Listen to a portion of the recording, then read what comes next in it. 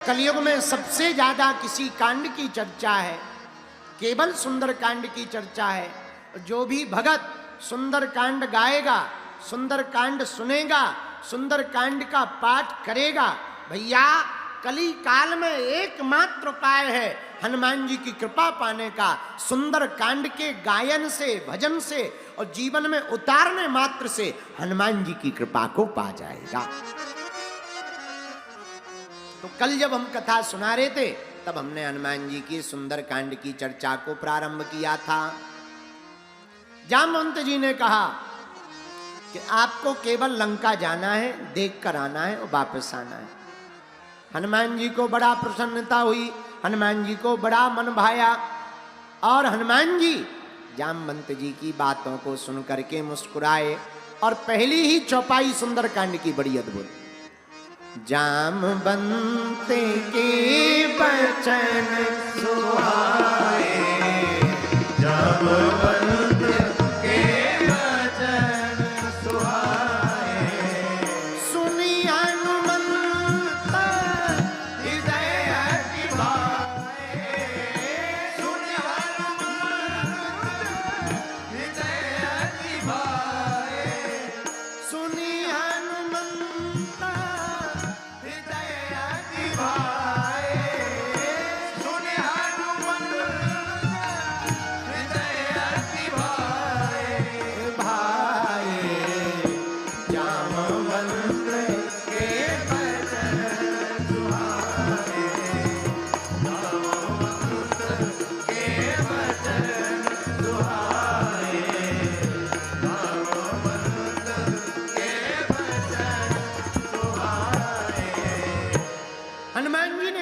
आपने हमसे कहा कि जाओ, जाकर के माता जानकी जी का पता लगा के आना, हम इतना ही करेंगे। जामवंत जी ने भी यही कहा, इतना करऊं तात तुम जाई, सीते देख कहां सुधाई।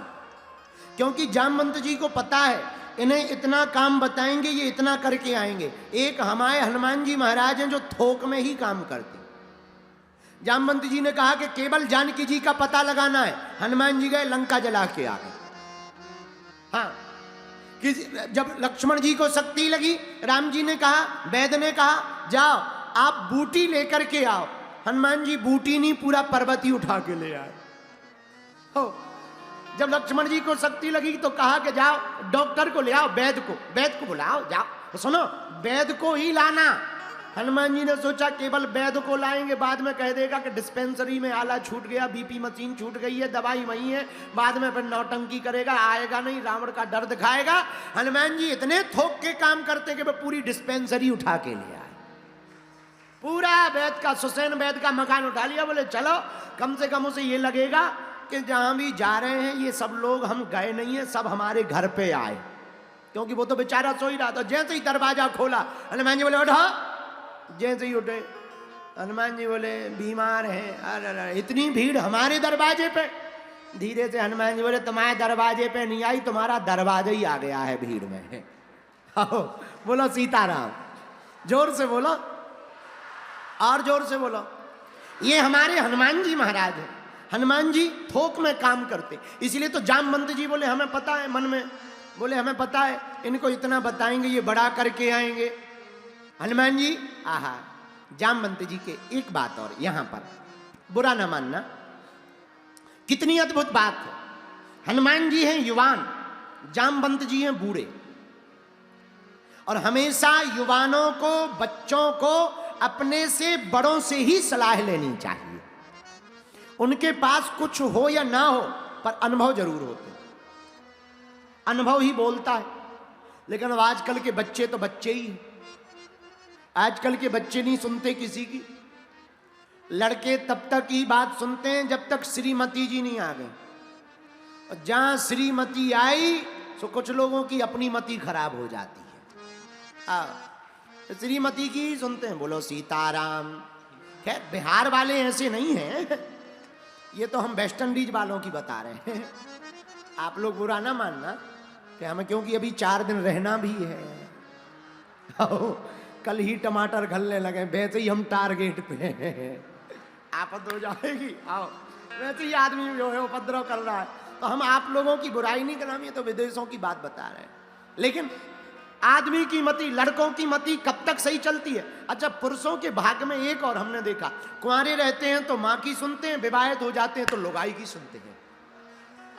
इनके भाग्य में यही है, सुनना ही सुनना। बोलो सीताराम, जोर से बोलो, और जोर से बोलो। हाँ, तो हनुमान जी महाराज से कहा कि इतना करऊं तात तुम जाई। पर बात देखना, हनुमान जी हैं जवान, युवान, और जामवंत जी हैं बूढ़े। ये बात उन्होंने किष्किंधा कांड में कह भी दी, बलि बांधत प्रभु बाड़ियो सो तन वरण न जाए। अब तो हम बहुत बूढ़े हो गए, वयोवृद्ध हो गए, जवानी में हम भी बहुत ताकतवर थे। लेकिन कितनी अच्छी बात, हनुमान जी सलाह ले रहे हैं अपने से बड़ों से। ये बुद्धि का काम है, अपने से बड़ों से सलाह लेनी चाहिए। मानो ना मानो ये बात अलग है, पर तर्क तथ्य अपने से बड़ों का स्वीकार कर लेना चाहिए। उससे ये पता लगता है कि आपका दृष्टिकोण क्या है और सामने वाले का दृष्टिकोण क्या है। एक बात और, हम जब जाते हैं तो परिक्रमा लगाते हैं, मंदिर जाते हैं तो परिक्रमा लगाते हैं। क्यों लगाते हैं परिक्रमा? परिक्रमा लगाने का मतलब है सभी दृष्टि से, दृष्टिकोण से देख लेना। सांसारिक, आध्यात्मिक, राजनीतिक और मानसिक, विचारिक सभी दृष्टियों से देख लेना ही परिक्रमा लगाना है। उसी प्रकार जितने युवान बैठे हैं, सुनो, आप भले ही कितने इंटेलेक्चुअल रहो, आर्टिफिशियल इंटेलिजेंस का उपयोग करो, एआई का उपयोग करो, पर अपने से बड़ों की सलाह लेना ना भूलो। एक बात हमें याद आई, एक लड़का की, बिहार का था, यही रामनगर का, हमारा चेला था, उसका नाम था चंगीलाल। उस लड़का की शादी तय हुई भोरे में। भोरे में रामनगर का लड़का, भोरे की लड़की, उन दोनों का इलू इलू था, लवेरिया। शादी तय हुई तो लड़की का बाप नाराज था। समझाने की बात बता रहे, लड़की का बाप नाराज था तो बड़ी मुश्किल से माना।